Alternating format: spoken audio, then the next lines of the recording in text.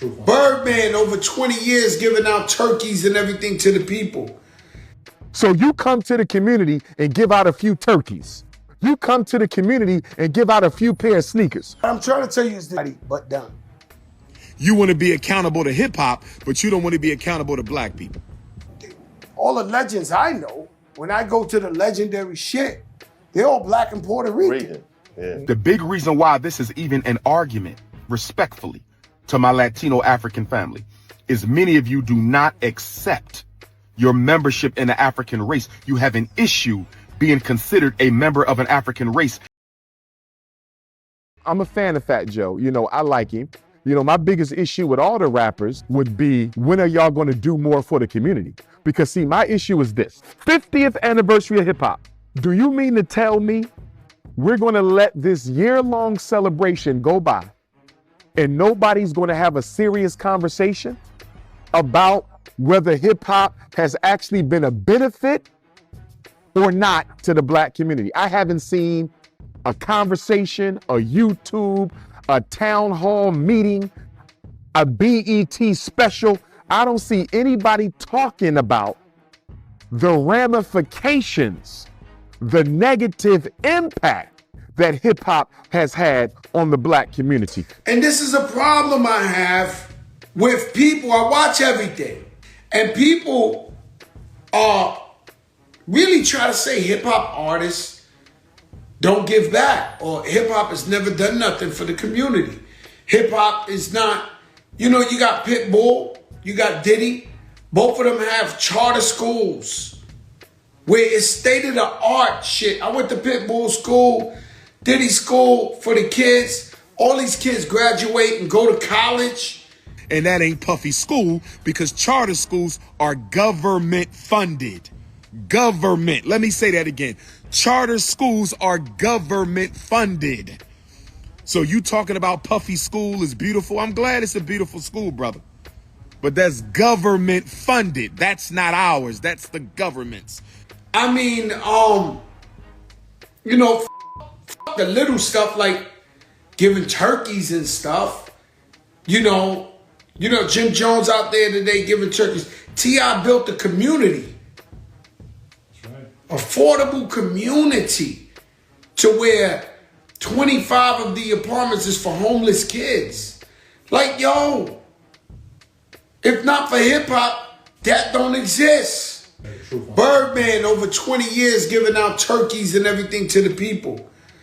So you come to the community and give out a few turkeys.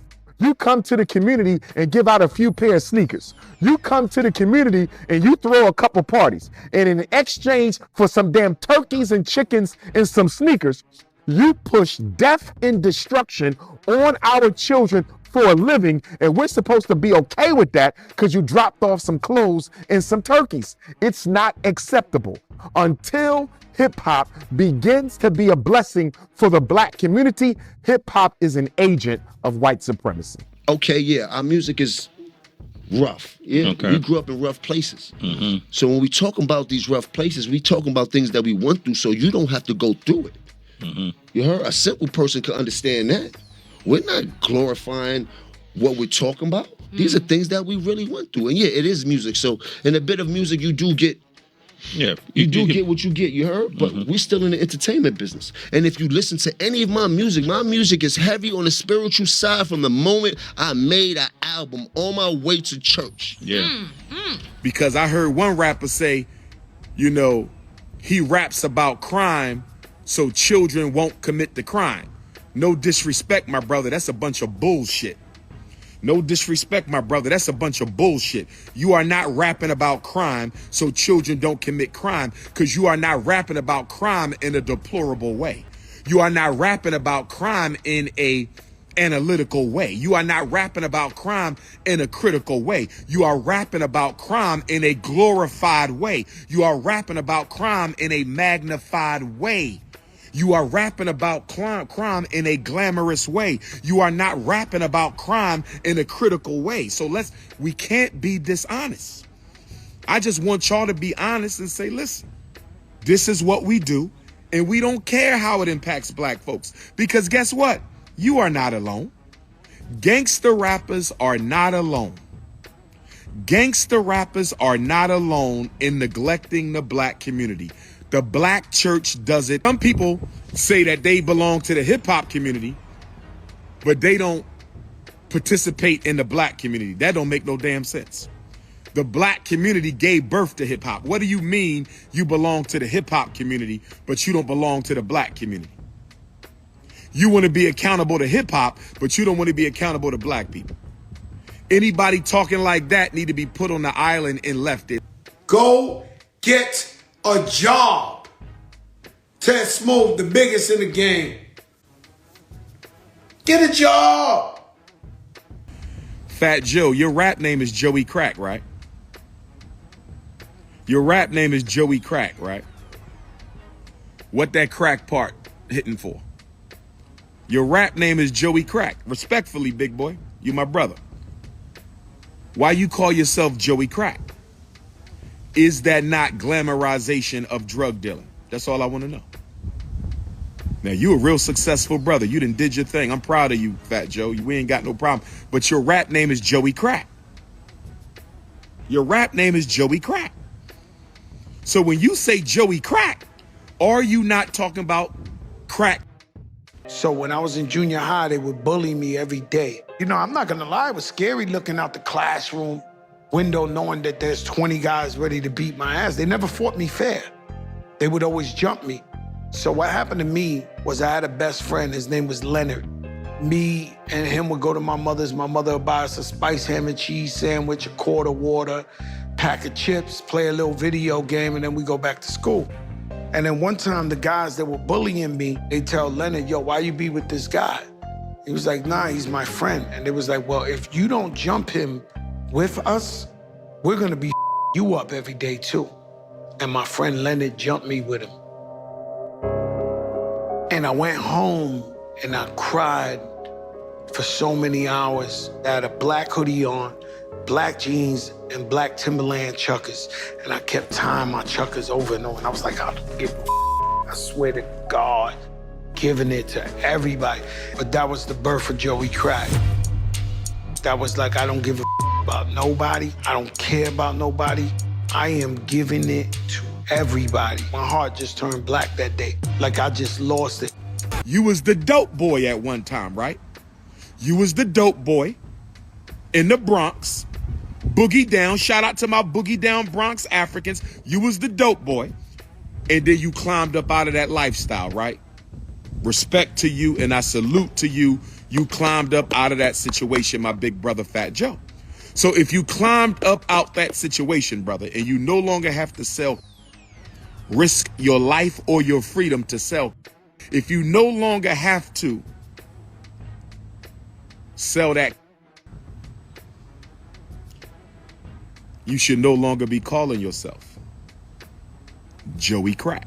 That's all I'm saying, my brother. Big reason why this is even an argument, respectfully, to my Latino African family, is many of you do not accept your membership in the African race. You have an issue being considered a member of an African race. If you did not have that issue with identifying with your race, this would not even be a debate, because you would be African and there would be no were the Latinos there, because the Latinos are a branch of the African family. So if you identified as African, this is a non-argument.